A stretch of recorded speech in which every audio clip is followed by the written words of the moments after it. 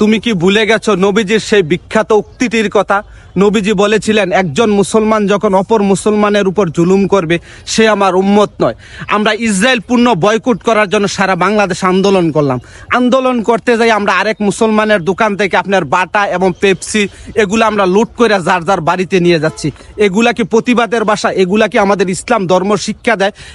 এসব চিন্তাধারা থেকে আসেন আমরা বাড়িয়ে আসি এবং বাংলাদেশ সরকারকে আমরা সবাই মিলে অনুরোধ জানাই যে বাংলাদেশে এমন একটা আইন পাস করা হোক যে ইসরায়েল পণ্য পরিবহন এবং বিক্রয় করা একটা দণ্ডনীয় অপরাধ। তাহলে বাংলাদেশে আর ইসরায়েল পণ্য পরিবহন এবং বিকৃত হবে না এবং বাংলাদেশ থেকে হাজার হাজার বিলিয়ন টাকা আপনি ইসরায়েলে পাচার হবে না।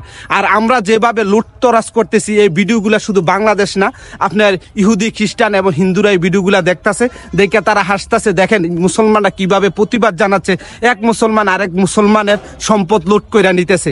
তাহলে আমরাও তো আবার এই জুলুমকারীর কাতারে আইসা গেলাম এবং আমাদের এই ভিডিওগুলা যদি প্যালেস্টাইনের কোনো মুসলমান এই ভিডিওগুলা দেখে তখন তারা শুকরিয়া আদায় করবে যে কোনো বাংলাদেশে কোনো মুসলমান প্যালেস্টাইনে যুদ্ধ করার জন্য আসছে না, ভালো হয়েছে। তারা যদি যুদ্ধ করার জন্য আসতো তারা যুদ্ধ বাদ দিয়ে আগে আমাদের দেশের যে ভাঙ্গাচুরা আমাদের যে পরিত্যক্ত মালসাপানা এগুলা লুট করাতে তারা ব্যস্ত থাকতো।